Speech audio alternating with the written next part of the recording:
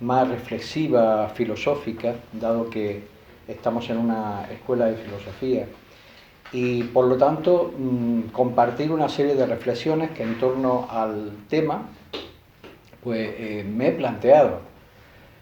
En realidad yo he hecho un ejercicio de imaginación pensando que cada uno de ustedes me hacía esa pregunta sinceramente, que me la podía hacer mi propio hijo, ¿no?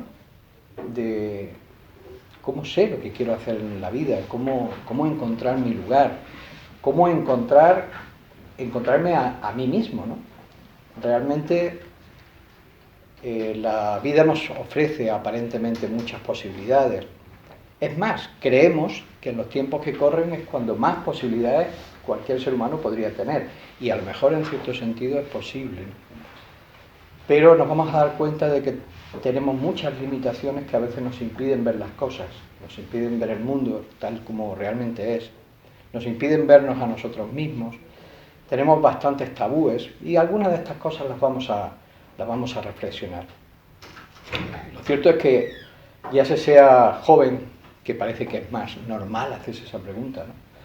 Como si no lo fuéramos, los que podemos tener ya una mayor edad o habernos adentrado más en la madurez, que no siempre la edad es madurez, pero ojalá lo fuera, ¿no? Lo cierto es que todos nos gustaría poder sentir que es posible que encontremos en algún momento en la vida una situación para nuestra realidad que realmente nos haga sentirnos bien. No estoy hablando de sentirnos bien en el sentido cómodo, sino bien con nosotros mismos, bien con la vida, de pensar que el día que nos tengamos que ir, que nos tenemos que ir, el día que nos vayamos, tengamos la sensación de que ha merecido la pena, de que realmente nuestro paso por la vida fue útil para nosotros y fue útil para los demás. No solo en un sentido de buscarle una excusa simplemente para no caer en la oscuridad o la depresión, sino porque realmente sintamos que nos hemos encontrado con una razón de ser y de alguna manera hemos trabajado por ella. A mí no me gusta mucho la palabra éxito, porque parece que cuando hablamos del éxito es como si tuviésemos que cumplir algo muy redondo, que llega y se queda ahí. Creo que nunca hay metas cumplidas absolutamente, como no existe la perfección, ni posiblemente existan los sueños absolutos. Pero de ahí a caer en una suerte de nihilismo y no creer en nada, pues hay un largo camino intermedio que es donde nos podemos posiblemente situar cada uno de nosotros. Lo cierto es que esta pregunta con la que encabezábamos la charla, es decir, lo que ha sido excusa para, digamos, llamar la atención de todos ustedes y poder reunirnos y hablar en torno al tema, está íntimamente vinculado con lo que son las tres preguntas clave que la filosofía se ha marcado siempre, que ha servido como punto de reflexión, y la filosofía es en gran medida o en una gran parte reflexión, no solo reflexión, también la filosofía, por lo menos la filosofía antigua, era acción, era compromiso con las propias convicciones, pero esa reflexión ha ido de la mano de tres preguntas fundamentales. ¿Quién soy? ¿De dónde vengo? ¿Y a dónde voy? No se trata simplemente de preguntas hechas que por tantas veces oídas a veces pierden su profundidad, pierden su significado. No son preguntas existenciales, son preguntas vitales. Son preguntas vitales, que además vamos a ver, como van a salir a lo largo de la charla, tienen un mayor calado de lo que a veces parece, y no se pueden separar. No se pueden separar. Hay unas corrientes muy fuertes, sobre todo en los momentos como el que vivimos actualmente, donde el desconcierto en general tiende a pensar que solo debemos de vivir pendientes de nuestro propio presente, ¿no? Disfruta el presente, carpe diem. Qué mal se ha entendido lo de carpe diem, ¿no? Muy mal. Porque claro, hemos hecho nuestra interpretación a gusto. Además, decimos, se lo ponemos al vino, Carpe diem viene a decir disfruta el momento. Es vive el momento. Pero el momento presente no existe. No existe. Tal que lo acabo de nombrar ya es pasado. Realmente no existe una diferencia entre el pasado, el presente y el futuro. Es una continuidad. Y en la medida en que yo puedo establecer esa continuidad, que me lleva por un lado a reconocer mis circunstancias, de dónde vengo, no se refiere en cuanto a de dónde vengo, quiénes son mis padres, sino cuáles son mis raíces, qué elementos son los que me han dado mis patrones culturales, mis esquemas, a través de los cuales yo me he educado, y qué trayectoria lleva este conjunto que llamamos humanidad y que tiene un conjunto de experiencias ya vividas, ¿no? Que de alguna manera me son transmitidas y las heredo. El quién soy en cuanto a la medida que me puedo conocer a mí mismo y el a dónde voy, porque en muchos casos, o posiblemente en todos, sea tan importante reconocer dónde estoy, si es que soy capaz de saber cuál es mi realidad. Somos muy poco objetivos, como saber dónde quisiera estar. No solo quién soy, no en términos absolutos, sino, bueno, cuál es mi realidad, sino quién quisiera ser. Y hoy en día hay todo un culto al aceptarse, que es necesario, tenemos que aceptar la realidad. Si no aceptamos la realidad, nunca se transforma. Pero ese culto al aceptarse es simplemente para quedarnos estáticos, para no aspirar a nada, cuando en realidad el aceptarse tendría que ser el punto de partida para saber encaminar nuestros pasos hacia donde queremos ser. Porque el quién me gustaría ser, cómo me gustaría ser, no es una utopía, es el reconocimiento de algo que soy, un montón de posibilidades, de probabilidades que están en mi ser. Yo soy lo que ahora está en acto, es decir, lo que tengo desplegado, la realidad que se ha puesto en acción, más todo lo que está por venir, más todo lo que está latente, más todo el potencial que puedo o no hacer que se desarrolle.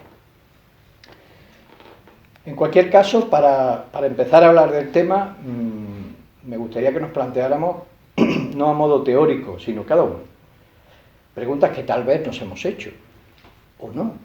Nunca nos hemos enfrentado a un papel en blanco para responderlas, pero yo las voy a formular.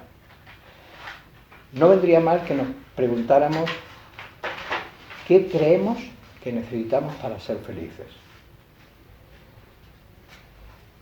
Y nos respondamos. Que hay un abismo peligroso en hacerse preguntas y no contestárselas nunca. Luego podremos cambiar a lo mejor dentro de X tiempo la respuesta, que tampoco pasa nada, pero hay que atreverse a responderse a sí mismo. ¿Qué creo que necesito para ser feliz? ¿Qué es lo que más valoro en la vida? ¿Qué es lo que me gustaría hacer? ¿Y por qué? No contestar rápido. No se trata de que uno se conteste de forma impulsiva, porque probablemente afloren pues, las últimas influencias que haya recibido, cosas que le están rondando. ¿Qué me gustaría tener? ¿Y por qué? ¿Y cómo me gustaría ser? ¿A quién me gustaría parecerme? Que no hay ningún deshonor ni pérdida de dignidad en tener modelos, sean reales o ficticios, literarios o personas de carne y hueso, vivas o muertas, ¿no? Todo lo contrario, los modelos nos ayudan mucho, porque no por nada, simplemente porque nos permiten reconocernos o reconocer cosas que de alguna manera están dentro de nosotros o aspiramos a tener. Bien, lo cierto es que para conocer nuestra realidad y saber poder ir a algún lugar, poder trazar un camino entre dónde estamos y a dónde queremos ir, necesitamos tener perspectiva. Antes lo decía, objetividad. Es muy difícil tener objetividad sobre nosotros mismos, pero también sobre nuestro entorno, sobre nuestro mundo. Hay un ejemplo que a mí me gusta mucho visualizar, ¿no? No sé si han visto estos jardines franceses que tienen forma de laberintos con setos muy altos. Bueno, lo que es un laberinto. Un laberinto, uno entra y no sabe para dónde tirar. Pero ¿por qué no sabe por dónde andar y por dónde salir y cómo? ¿Por qué no lo sabe? ¿Por qué no encuentra ningún camino y anda a tientas y como que dice casi a ciegas? Porque no tiene perspectiva, porque bastaría con que se pudiese subir a una torre y ver con perspectiva dónde está dentro del laberinto y a dónde conduce ese laberinto, ¿verdad? Lo imaginan, ¿no? Nos subimos desde arriba y ahora vemos el laberinto desde arriba. Ah, ahora ya es más fácil. Aún así, cogemos un laberinto de estos de seguir, no sé si hay juegos, ¿no? Este tipo, y no siempre es fácil, pero ¿cómo cambian las cosas cuando tenemos perspectiva? Bueno, pues vamos a tratar, en base a lo que podamos compartir esta tarde, de ganar ese poquito de altura a la hora de mirar la realidad, de mirarnos a nosotros mismos, para ganar perspectiva. Si lo conseguimos, pues todos habremos salido un poco enriquecidos. Para empezar, alguien dirá, para empezar, ya lleva 15 minutos más. Para empezar, me gustaría comentar algunas falsas creencias, especialmente relacionadas con la idea de soñar, de tener ideales, de tener proyectos con mayúsculas, de hasta dónde podemos o no alcanzar lo que nos proponemos, y también algunas falsas creencias sobre la idea del destino. Yo estoy convencido que soñar es bueno. El idealismo, como esa capacidad de imaginar, de ver las cosas en un grado de perfección, es decir, de poder visualizar perfecciones, lo bello, lo justo, lo bueno, es muy bueno. Ser idealista, ser soñador, es muy bueno. De hecho, posiblemente es uno de los elementos más significativos que nos diferencia de la condición animal. Porque si la vida es solo sobrevivir, desde el punto de vista biológico, sería una vida muy pobre, muy triste, muy todavía al nivel de la conciencia animal. No obstante, hay que sobrevivir. Pero el ser humano, al sobrevivir, pone en juego una serie de cualidades que ya nos distinguen como ser humano.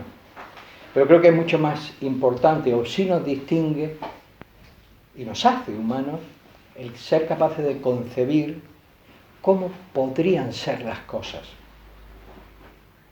y cómo podríamos ser nosotros mismos. Esa capacidad de proyectarnos en el futuro. Eso está muy bien, es extraordinario.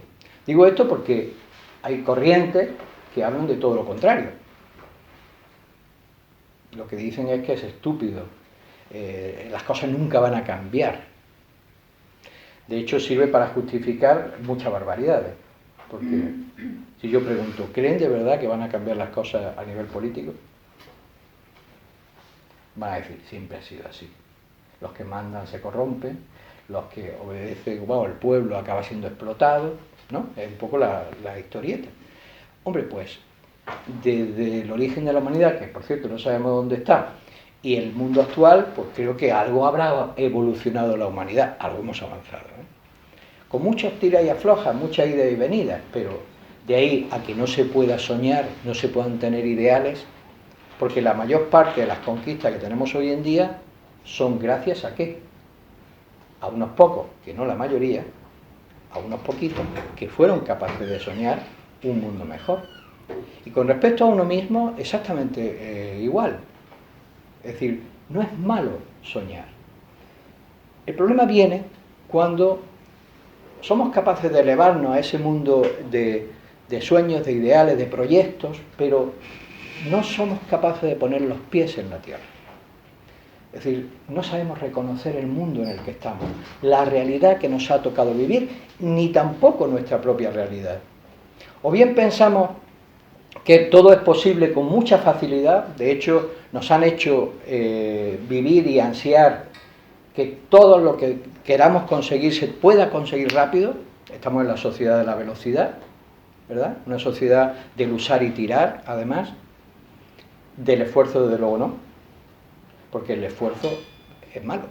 Si podemos eludirlo, si podemos conseguir las cosas sin esfuerzo, ahí ya hay una gran falsedad dentro de este conjunto de falsedades que estaba mencionando. El esfuerzo no solo no es malo, es extraordinario, pero no en sí mismo, sino cuando realmente sirve para activar todo lo que de valioso tenemos y hay en el mundo, que no se puede conseguir por otro medio. No se consiguen las cosas con un botón. ¿O alguien consigue las cosas con un botón? ¿Qué se puede conseguir por un botón? Con un botón, analicémoslo, veremos que nada estable, nada sostenible, nada duradero, porque lo que se consigue para que dure, es decir, para que realmente sea el lugar donde queremos llegar, o el lugar, o la condición a la que quiero alcanzar, queremos que sea estable, queremos que sea duradera. Y eso solo se consigue con esfuerzo, que dicho sea de paso, cuando se hace con sentido, con un porqué, se convierte en una motivación. Y si no, no sé qué hacen los deportistas, por ejemplo. Se podía ganar una carrera sin tener que correr, amañando las cosas, ¿no? ¿Por qué no se amaña? ¿Por qué un verdadero deportista no amaña las cosas para ganar una carrera? Que en el fondo tampoco busca ganar, es una competencia con los demás para superarse a sí mismo. Porque lo que busca no es que le den una medalla, si de verdad hay sinceridad y si de verdad quiere conseguir algo estable dentro de sí. Llegar a ese lugar donde se pueda reconocer a sí mismo. No quiere trampas porque sabe que el esfuerzo es la única vía que le garantiza que eso es suyo, que es una conquista personal, propia, real, que se ha superado. Y esa superación se mide precisamente en términos de esfuerzo. Lo que cuesta está muy vinculado con lo que realmente es valioso. No estoy hablando de dinero, estoy hablando justamente de en qué medida nos implicamos, ¿no? ¿Qué sucede cuando mucha gente, al no tener los pies en la tierra, descubre que los sueños no son alcanzables? Que esa promesa de que tú puedes alcanzar tus sueños, tú puedes llegar donde quieras, está muy bonito lo del famoso sueño americano, ¿no? Que con muchas versiones ha hecho que mucha gente crea que puede lograr cualquier cosa y luego la realidad le demuestra que no es exactamente así. Porque caen, por lo general, en una especie de resignación. Lo que decía es que el mundo no se puede cambiar, obviamente culpando siempre al mundo, una suerte de nihilismo, de no creer en nada, o en una especie de rebeldía, pero sin causa, porque se juntan esa actitud, no en este caso resignación, sino de rebeldía, con la idea de que soñar es una utopía que no conduce a nada. Y esa rebeldía se vuelve destructiva, ya no es constructiva, es simplemente un lanzarse ante aquello que uno considera injusto, aunque no crea que lo puede cambiar. Y se vuelve destructiva para la persona y para la sociedad. Porque es verdad que la sociedad tiene que renovar sus formas caducas, tiene que renovar sus propias inmundicias, pero las tiene que renovar, es decir, las tiene que convertir en combustible para el futuro, no las puede convertir en destrucción y caos, porque entonces lo que sobreviene no es mejor, es todavía peor. Antes mencionaba también una idea falsa o equivocada en torno al destino. Habrán visto que hay libros y corrientes que hablan, perdón, al destino no, a la suerte, que hablan de una cosa y su contrario. Por ejemplo, la suerte no existe. La suerte se la forja uno con el esfuerzo, etcétera, etcétera. La posición contraria. Por mucho que te esfuerces, si no tienes suerte, no vas a ningún lado. Si ahora preguntara quiénes están a favor de una o de otra, ¿no se dan cuenta de que posiblemente las dos tengan razón? Hace poco escuché una entrevista, aparentemente iba a ser intrascendente, que le hacían a un futbolista. Este futbolista es de Real Madrid, no recuerdo el nombre, pero es de Brasil y lleva muchos años. Una persona que siempre ha sido muy, muy humilde, no es uno de las grandes estrellas, pero lleva muchos años. Y le preguntaban por la suerte y decía, no, el 95% de los logros que yo tengo han sido suerte. Yo no puedo pensar que soy el mejor del mundo, que todos aquellos amigos míos que jugábamos al fútbol de pequeños eran mediocres y yo era una estrella, y como yo he sido el mejor he llegado donde he llegado. No, ni mucho menos. Es un componente de suerte muy importante. Que verdad, ¿eh? Pero por otro lado, si tú no trabajas tu propio potencial, si no sabes ver las oportunidades que el mundo te ofrece en cada momento, aunque te vengan las oportunidades, te pilló despistado, te pilló mirando para otro lado. No creías además en esas oportunidades, no creías en que había una posibilidad para ti. Luego tampoco carecen de razón aquellos que dicen que hay que realmente trabajar, que la suerte no existe. Evidentemente no sabemos lo que el destino nos pueda traer. A mí me gusta mucho recordar las tradiciones y enseñanzas de Oriente, aunque no son exclusivas de Oriente, que nos hablan del karma. Todos venimos a la vida con una serie de experiencias ya vividas. Hay una vejez en el alma, porque según estas enseñanzas no habríamos empezado a existir en el momento del nacimiento, sino que llevaríamos una larga trayectoria de muchas vidas que habían dado como consecuencia nuestra situación, nuestra realidad actual, que no es tanto la realidad externa, sino las experiencias y pruebas que la vida nos va a poner en el largo proceso de madurez o de realización de ese potencial del alma que se traspasa a través del tiempo, de nuestra propia existencia, de una vida a otra. En ese marco, la suerte, la idea de tener suerte, de estar tocado por la fortuna, se puede entender. Porque en realidad, para empezar, lo que llamamos fortuna no siempre es lo que nosotros creemos, porque a veces creemos que nos ha tocado la fortuna positivamente y nos ha hecho un desgraciado. Lo vemos después. Cualquiera que dijéramos, ¿qué te parece si te tocara la lotería? Diría, sería fantástico. Estamos segurísimos, convencidísimos que sabríamos gestionar el cambio tan brutal que se va a producir en nuestra vida. Pero luego la realidad es que no siempre es así. Estadísticamente,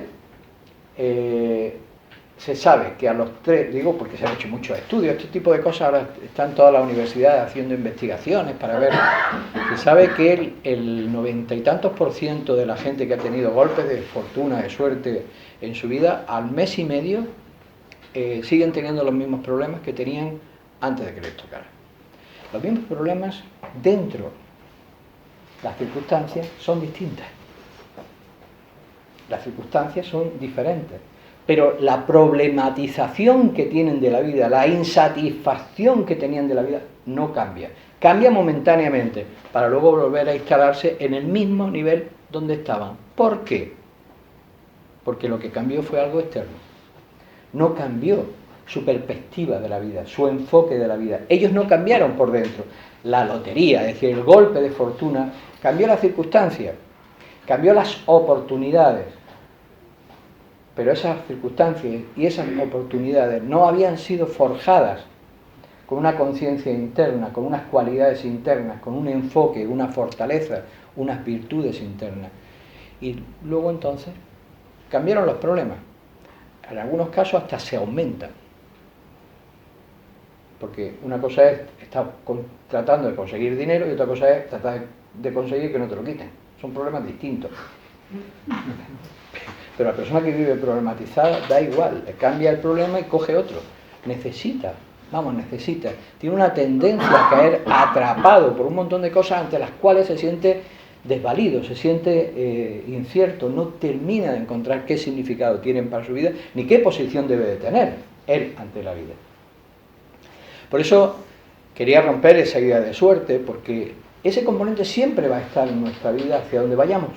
Tanto si queremos ir, como porque hemos elegido una meta en nuestra vida, tenemos proyectos, como si no los tenemos. Porque no cambia, ¿eh? Las circunstancias siempre van a estar variando. Y además, una de las cosas importantes que luego remarcaré, tenemos que aceptar que una buena vida no es una vida sin problemas. ¿Sabéis por qué? Porque decir lo contrario es no estar en la realidad. Y si no estás en la realidad, no puedes tener una buena vida. Una buena vida tiene que aceptar la realidad. Y la realidad es que existen luces y sombras. Van a existir días y noches. Van a existir cosas agradables y desagradables. Van a existir momentos fáciles y momentos difíciles. Van a existir valles y van a existir montañas. Todo eso va a existir siempre. Los ciclos van a estar siempre. Por lo tanto, aspirar a que no estén es asegurarse el ser un desgraciado toda la vida, hasta que llegue un momento en que uno cae en esa suerte de nihilismo. Esto no tiene sentido, esto es una mierda, esto ¿para qué? Bueno, cada uno empieza a despotricar de lo que acaba cayendo en un pozo de victimismo. Sencillamente porque hay una cosa que no aceptó, y ya me lleva directamente al punto siguiente, que es no reconoció el mundo. No reconoció cómo funciona la realidad, cómo funciona la naturaleza, la vida. La vida tiene yin y yang, tiene luces y sombras, tiene todos esos procesos como parte de un recorrido de la conciencia que tiene que saber, a través de todas esas variaciones, ir creciendo. Por eso hay personas que, ante la misma circunstancia, realmente pueden crecer, pueden transformarse, pueden darle la vuelta, pueden hallar un foco de felicidad, y otras todo lo contrario. Y no son las circunstancias las que hacen que la persona sea feliz, sino el enfoque, cómo uno lo está enfocando. ¿Cuál es el problema a la hora de conocer el mundo, de reconocer nuestro mundo? Que vemos el mundo a través de un cristal que ha sido forjado por los modelos sociales que imperan. Difícilmente tenemos capacidad de pensar por nosotros mismos, de ver la realidad con perspectiva, con distancia, saliéndonos de nuestro tiempo.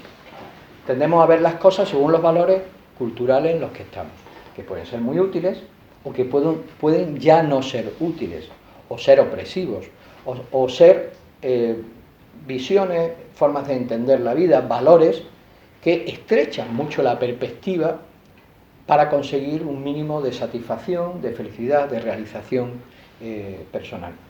Es decir, interpretamos el presente con el patrón de nuestro mundo, de nuestra cultura. ¿Cómo se sale de ese cliché para poder ver otras posibilidades, otras realidades? Viajando. ¿Por qué es tan bueno viajar? Porque ves otras formas de pensar, otras formas de afrontar las circunstancias. Pero viajar no como los astronautas, que llevan su escafandra de oxígeno y se han llevado su trozo de tierra a la luna. Obviamente, si no lo hicieran, morirían. Pero es una metáfora. Si yo viajo a Egipto, o viajo a Zimbabue, o me voy a México, o voy al Canadá, pero voy de turista a ver las cosas que están en todos lados, con mi mentalidad de aquí, no llego a captar qué estilo de vida es, si no sé tampoco viajar en el tiempo, y entonces conozco un poco pues, qué pasó con la cultura antigua en China o en Egipto, o los griegos, y lo que hago es juzgarlos como mentalidad de aquí, sin saber, sin poder llegar a entrar en qué planteamientos vitales tenían, no amplío mi mente. Realmente no estoy viajando. No he salido de mi... A veces se puede viajar más sin moverse físicamente, si se tiene una buena imaginación y una capacidad de trasladarse y de penetrar las cosas que uno investiga, lee, etcétera, que mucha gente viajando físicamente que los ve y dice, pues pobrecito, y con que le hubieran dado un paseo en carrusel, no sé si viajan, pero a veces cuando ve a alguna gente viajando dice, ¿para qué habrá salido de su pueblo? ¿Para qué habrá salido de su pueblo? Total, había restaurantes allí al lado de su casa. No hace falta gastarse un dineral para ir a Tailandia para comer comida tailandesa, que luego no comen comida tailandesa, no llegan a conocer. No sé si entienden, estoy haciendo un poco de broma, pero es así.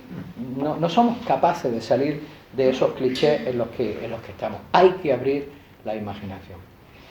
Hay que abrir la imaginación para afuera, porque en la medida en que abrimos la imaginación para afuera, vamos a ver qué resonancias tenemos con eso que vamos descubriendo, con ese mundo que se nos empieza a abrir dentro nuestro. Para reconocer realmente qué es lo que nos llena, qué nos toca el corazón, qué nos realmente cautiva. Que es una forma de empezar a reconocer en nosotros ese yo real, con mayúscula, ese qué es lo que realmente nos satisface, qué es lo que el alma busca. ¿Qué opciones solemos tener o nos plantea el mundo, tanto lo que conocemos como lo que no conocemos? Nos plantea muchas más opciones de lo que creemos. La diferencia está en qué actitud tomamos frente a ese mundo. La persona que espera que el mundo le traiga las oportunidades y que además está continuamente quejándose de lo mal que le van en la vida, es una persona que tiene muy pocas probabilidades, muy pocas opciones. Está en manos del azar. Azar entre comillas, porque será esa suerte de destino que le trae y le lleva, pero no lo tiene en sus manos, para nada. Sin embargo, si adoptamos una posición diferente de intentar construir nuestras propias oportunidades, tratando de verlas, ahora veremos alguna pequeña fórmula en ese proceso de ver las oportunidades, la cosa cambia. Ya no estoy como víctima, ahora he tomado las riendas. Ya la situación que venga la puedo ver como una oportunidad. Reconocer las oportunidades en el mundo no es fácil, pero no porque haya pocas, sino porque por lo general no estamos abiertos a las oportunidades, sino que estamos proyectando nuestros deseos, que es distinto. Y si yo proyecto el deseo de lo que quiero, como posiblemente no sea así, no lo reconozco cuando viene. La oportunidad que me puede conducir a algo no la reconozco, porque le he dado forma, una forma que tan concreta es como comer solo hojas de bambú, como lo que hay fuera no es precisamente bambú, lo digo por los koalas, ¿no? Los koalas son los osos pandas. Los pandas se extinguen, claro, cuando el bambú no hay o falta tal. Ahora, el que come mucho de todo sabe, se abre a muchas posibilidades. No pierde la identidad por abrirse a muchas posibilidades, porque lo que le da la identidad no es qué hace, que es una de las cosas a las que quiero llegar. No es el lugar donde estás, es cómo y por qué lo haces, es desde dónde lo haces. Porque muchas veces no vamos a elegir qué estamos haciendo en el mundo. Hemos buscado el hueco, lo que hemos podido finalmente elegir. Lo que sí podemos elegir es cómo y por qué. Eso sí lo podemos elegir. Ya casi con esto cerraría. Me queda bastante. Pero sinceramente, porque esa es gran parte de la trampa. Los sueños, nuestra propia identidad, la búsqueda de nuestra realidad, de nosotros mismos, lo buscamos siempre en aspectos formales. Y lo que hay que buscar no es aspectos formales, es la esencia, es el porqué, la razón por la que busco y quiero hacer algo. Es entrar en diálogo con el alma para saber realmente qué necesito hacer en la vida. No tanto el hecho, sino el porqué. Si yo tengo un porqué, encuentro un cómo. No os quepa duda. Pero con el cómo no siempre voy a dar significado a mi vida, aunque pueda aparentemente ser muy llamativo. Pero es llamativo, define, es llamativo para quien lo sea, pero a lo mejor no lo es para mí. Conocernos a nosotros mismos. Ese contacto con el mundo inmediatamente nos tiene que llevar a decir, pero un momento, es que yo tengo que saber realmente qué quiero. ¿Qué quiero? El problema es que la mayoría de las veces no nos lo preguntamos y no queremos preguntarnos. ¿Sabéis por qué? Porque la mayoría de las veces, o la mayoría de la gente, no quiere ser diferente. Queremos pasar desapercibidos. No queremos no ser aceptados en la manada. Hay un ejemplo que se suele poner, se ve en muchos libros, que surge como consecuencia de una investigación que se hace sobre las manadas de ñus. ¿Sabes lo que son los ñus? Salen muchos que son siempre en manada cuando van a cruzar los ríos, etc. Bueno, estaban haciendo una investigación sobre las manadas. Ese tópico de que los leones siempre están persiguiendo su víctima es falso, es decir, están juntos en la reserva. Y de pronto, cuando el león tiene hambre, el ñu se da cuenta, y no se da cuenta uno, se dan cuenta todos, y al león, a los leones, leonas, les resulta muy difícil cazar ñus. Suelen cazar aquel que pues está más débil, que se distingue precisamente por algo, porque tienen una característica los ñus. Todos se parecen tanto que es prácticamente imposible identificarlos. Tanto es así que estos investigadores, para poder seguir el comportamiento de algunos ñus, decidieron marcarlos. Entonces lo hicieron con pintura. Pobrecitos. Porque en el momento que eran identificables, los leones los perseguían. Antes perseguían a uno, luego a otro, nunca terminaban de cansar a ninguno, porque no sabían muy bien si era el mismo de antes o no. A partir de ese momento, cuando uno era diferente, ya era un objeto, ya un objetivo, de los depredadores. Esto, si lo trasladamos a nuestro mundo, es muy similar. Yo recuerdo bueno, aquí hay gente que hizo la mili, otros pues ni en pintura. Pero yo fui de los últimos que hicieron la mili cuando todavía existía, y en la mili había un dicho que era, es un poco vulgar, ¿no? Decía, voluntario ni a mear. Es decir, no te distingas, porque un voluntario para no levantes, tú tienes que pasar desapercibido, porque en el momento que te distingues por algo, ya, como por tal de no pensar, el teniente o el que fuera va a decir, fulanito, venga, ni a mear, tienes que ser invisible. Este fenómeno se produce mucho en la sociedad. La gente no quiere problemas, y como no quiere problemas, tampoco quiere destacarse. Pero esto trae un problema. Si yo no puedo seguir aquello que creo que es lo que debo hacer, si yo no puedo seguir mis ideas, mi vocación, si yo no puedo hacer las cosas como creo que es como se deben de hacer,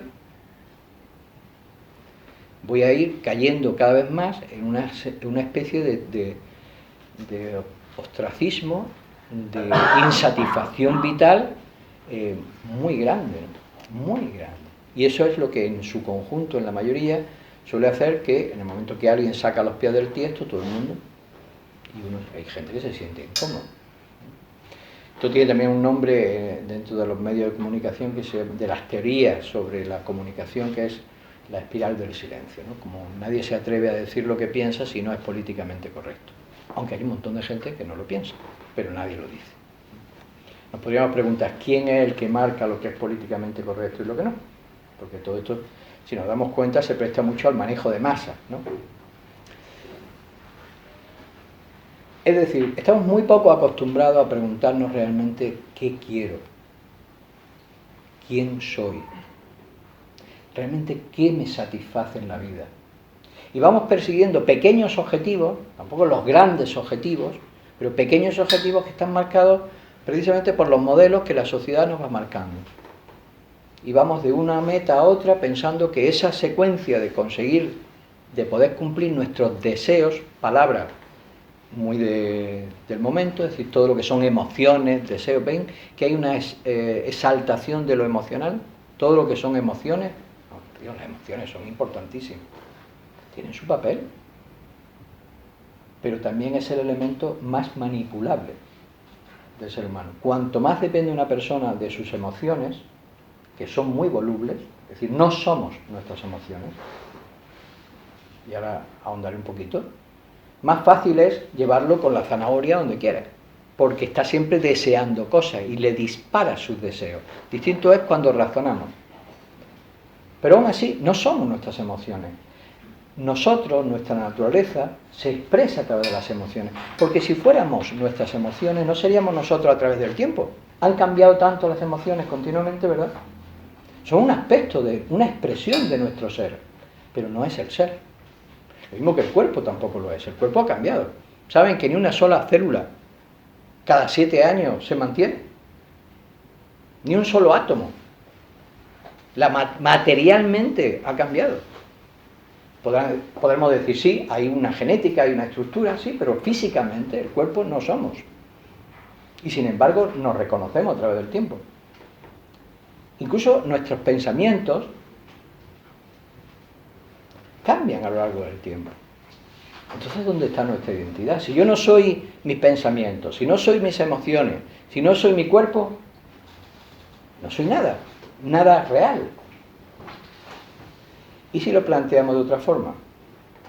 Yo soy el que piensa, yo soy el que siente, yo soy el que vive, el que se expresa a través del pensamiento, el que experimenta, el que conciencia a través del pensamiento, a través de las emociones, de los sentimientos, de mi cuerpo.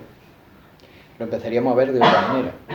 Y todo esto que tiene que ver con eso de encontrar el lugar que ocupar en el mundo, el lugar donde uno, o la situación, el papel que uno quisiera o realmente le correspondería, le llenaría la vida.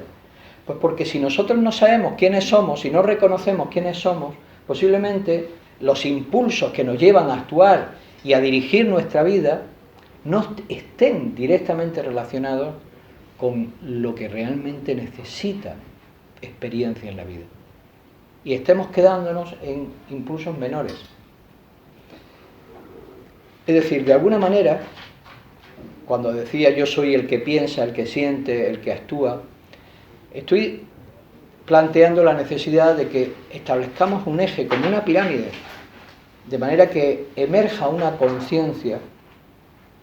Los filósofos estoicos antiguos lo llamaban principio rector, una conciencia del ser más elevada, más profunda, que tiene una visión global de nuestra realidad, pero que le da un significado, un sentido, que además trasciende el tiempo. Es difícil encontrar un lugar realmente que nos llene la vida, es decir, vivir, encauzar nuestra vida de manera que nos llene plenamente desde que vamos tomando conciencia hasta el momento de las puertas de la muerte, si no conectamos en gran medida con parte de nuestra alma inmortal, de aquello que es a través del tiempo. Y la búsqueda de esa conciencia del alma inmortal es, que ya parece que me he puesto muy trascendente, ¿no? Muy alejado de lo que serían pues esas necesidades de en qué voy a trabajar, si me voy a casar o no, si voy a...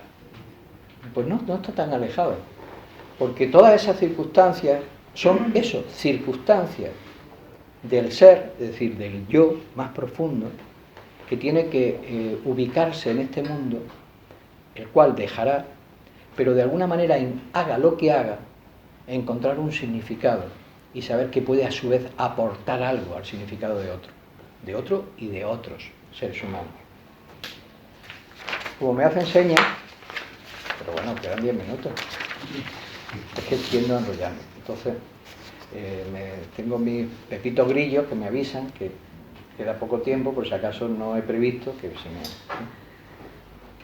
me lo tomo a broma y así no hay.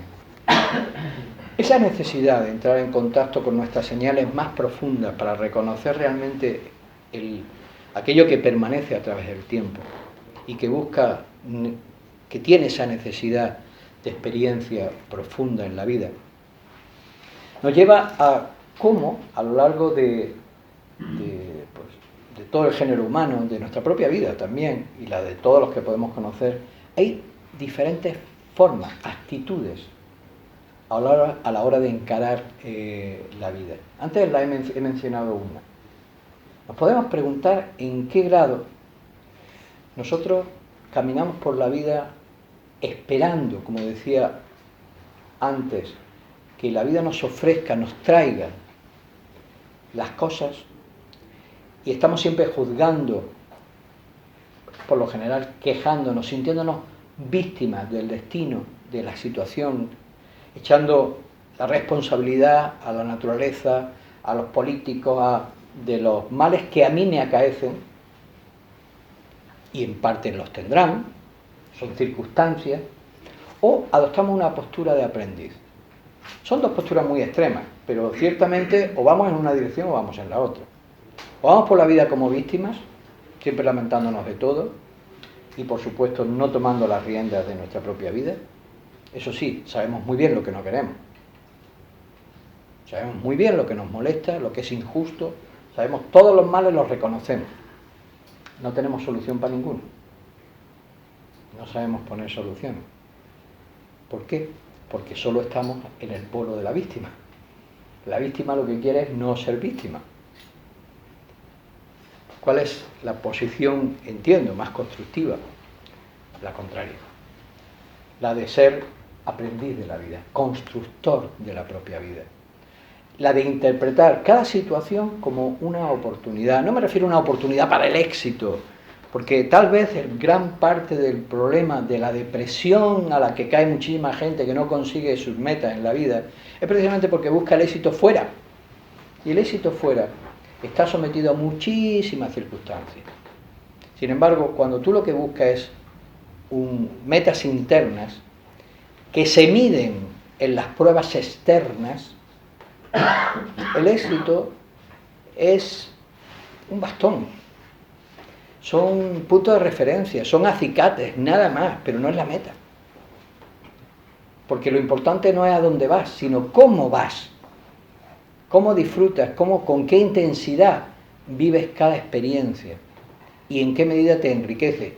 Tú haces que te enriquezca, no la experiencia. Tú consigues que esa experiencia se convierta en algo enriquecedor, en algo constructivo interiormente. Y entonces cuando aprenderás a darle la vuelta afuera y hacer que las cuestiones negativas se vuelvan positivas, o saber ver dónde está el túnel de salida de los momentos oscuros.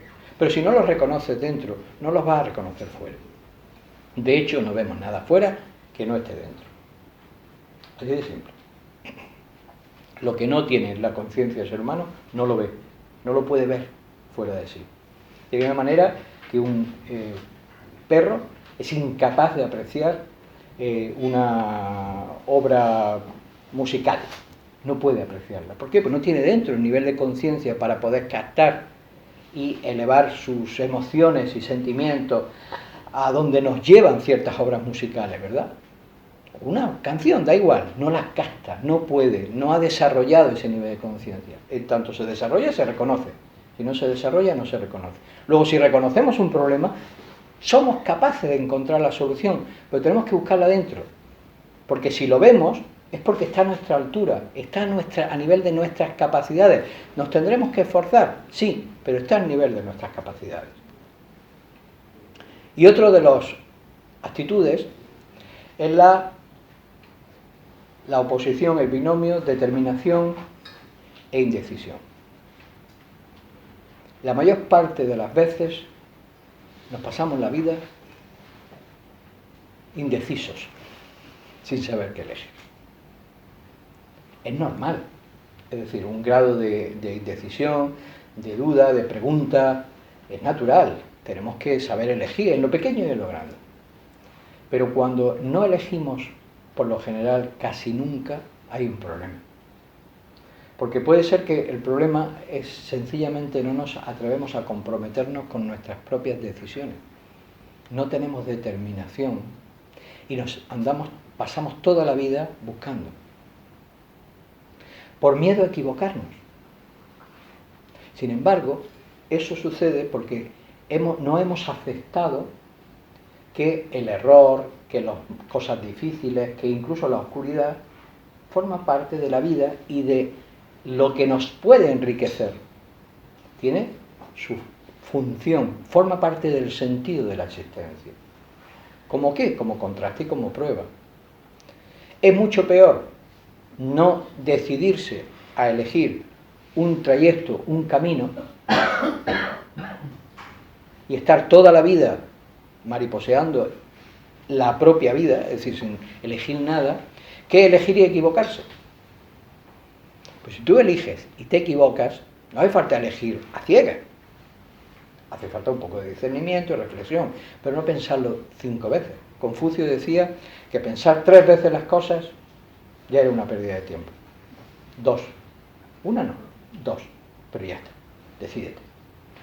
Hazlo. ¿Te equivocas? ¿Te has equivocado? Pues ya sabes algo.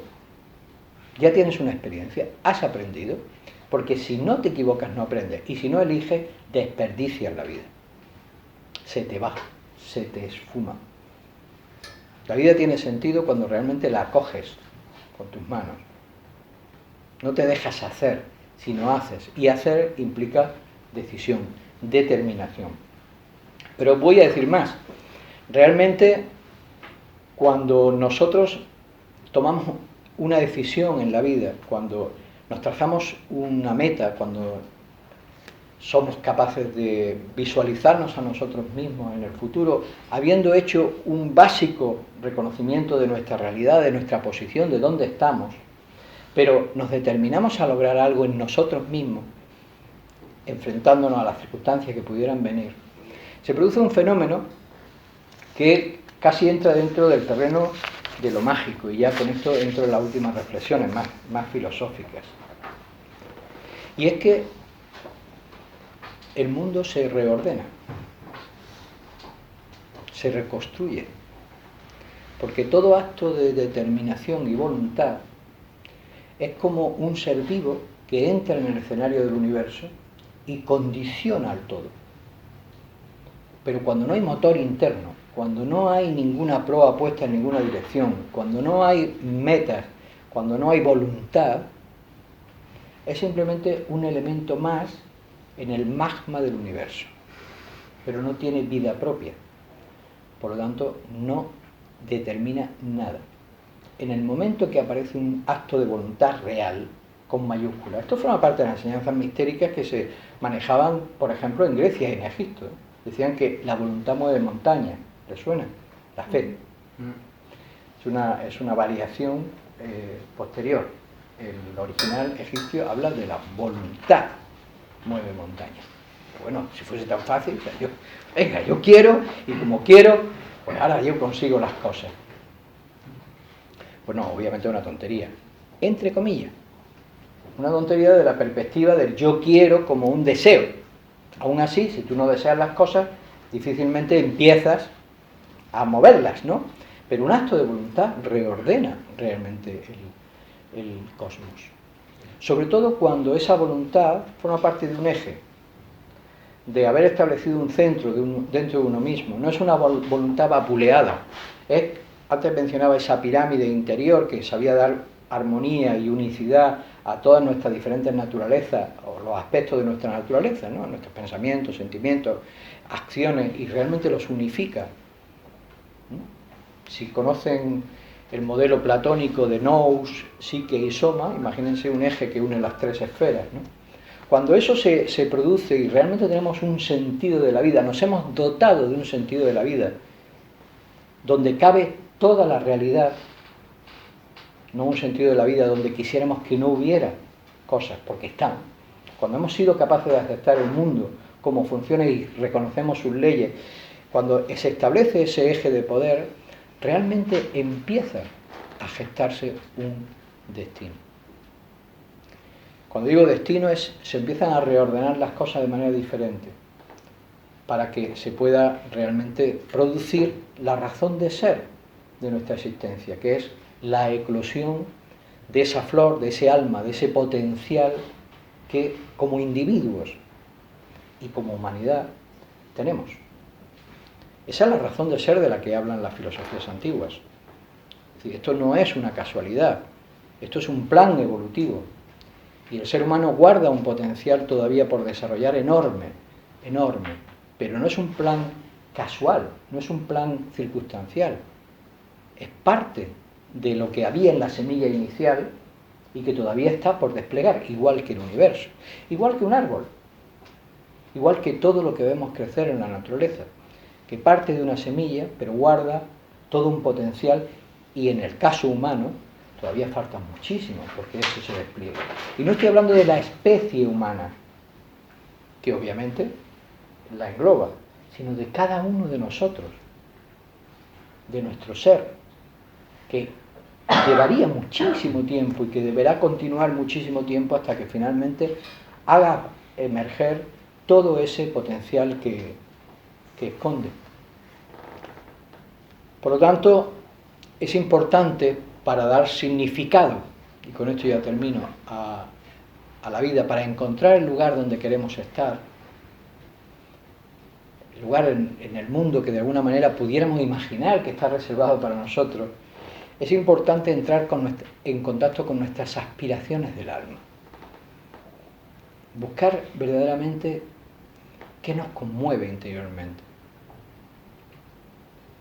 Lo bello, la justicia, el conocimiento.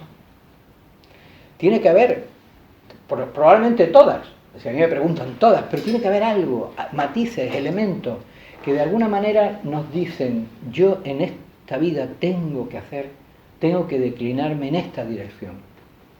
Saber escuchar el propio alma es una forma muy íntima de relación con uno mismo, pero en tanto no sepamos escuchar a ese alma profunda, difícilmente vamos a realmente encontrar ese lugar. Ese lugar en el mundo que no es un lugar, si se dan cuenta. Es decir, no hay un lugar en la vida esperando a que yo llegue y lo ocupe. No. Lo que sí hay es una vida esperando a que yo la viva con intensidad y significado. A que yo esa vida la aproveche y sea un verdadero cauce para que mi alma pueda realizar la experiencia que necesita. Por lo tanto, no tenemos tanto que buscar la oportunidad primero fuera, que ya vendrá, sino que encontrar el impulso, lo sagrado, lo profundo, nuestra verdadera identidad dentro. Y desde ese momento empezar a construir un camino que nos lleve a donde el alma quiere llegar. Quiero terminar porque la frase es magistral, es una frase que tiene miles de años, es una frase egipcia, creo que está atribuida a Taotep, que dice justamente esta idea. Dice, si vas por un camino que tus manos construyen día a día, llegarás al lugar donde debes de estar.